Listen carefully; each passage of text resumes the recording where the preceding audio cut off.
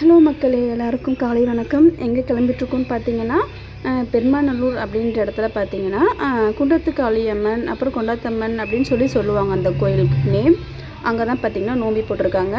நம்ம வீட்டில் இருந்து கிளம்பி அம்மா வீட்டுக்கு தாங்க போகிறேன். அம்மா வீட்டுக்கு போயிட்டு டிஃபன் மட்டும் அங்கே முடிச்சுட்டு, டிஃபன் கிடையாது, டின்னர் முடிச்சுட்டு நேராக அக்கா வீட்டுக்கு போகிறோம். அக்கா வீட்டில் மாமா, அக்கா, தம்பி எல்லாருமே கிளம்பியிருப்பாங்க. 2 பைக்கில் அதாவது 2 ஃபேமிலியும் கிளம்பிட்டோம்.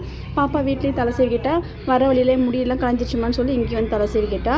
நெக்ஸ்ட்டு அக்காவும் கிளம்பி ரெடியாக இருந்தாங்க. இவங்க தான் என்னோட 2வது அக்கா. எனக்கு மொத்தம் 3 அக்கான்னு சொல்லியிருந்தேன். அப்புறம் எல்லோரும் கிளம்பிட்டோம். அக்கா மாமா முன்னாடி பைக்கில் போயிட்டு இருந்தாங்க. நான் தம்பி கூட வந்துட்டு இருந்தேன்.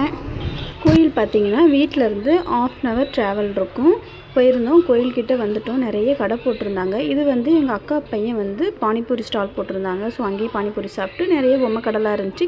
பாப்பா எப்பயுமே பொம்மைலாம் கேட்பா. நேற்றுன்னு பார்த்து ஒரு பொம்மை கூட கேட்கவே இல்லை, அதிசயமாக இருந்துச்சு.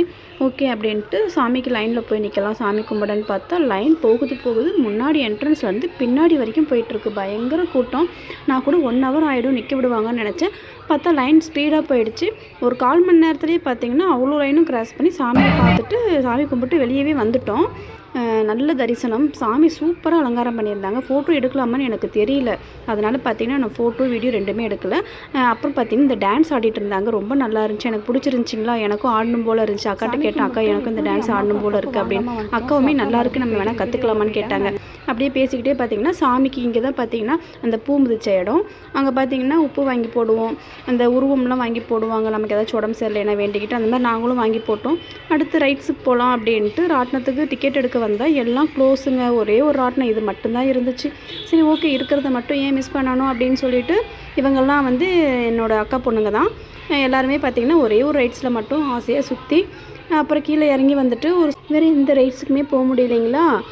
ஸ்வீட் கார்ன் இருந்துச்சு. ஸ்வீட் கார்ன் மட்டும் வாங்கி சாப்பிட்டு சரி வீட்டுக்கு போகலாம் அப்படின்னு பார்த்தா அந்த இடத்துல இது என்ன 3D கேம் சொல்லுவாங்களா, இது இருந்துச்சுங்க. அதையும் கொஞ்சம் விளையாண்டு பார்த்து எல்லாமே லாங் வீடியோவில் கொடுத்துட்டு கண்டிப்பாக செக் பண்ணி பாருங்கள், சொல்ல மறந்துட்டேன்.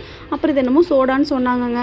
அதையும் வாங்கி குடிச்சிட்டு பாப்பாக்கு என்னமோ ஐஸ்கிரீம் வாங்கி கொடுத்துட்டு அப்படியே வீட்டுக்கு கிளம்பலான்னு சொல்லி அப்படியே கிளம்பிட்டோம். அந்த சோடா பார்த்திங்கன்னா அதில் வந்து சில்லிலாம் அரைச்சி போட்டிருந்தாங்க. என்னால் குடிக்கவே முடியல.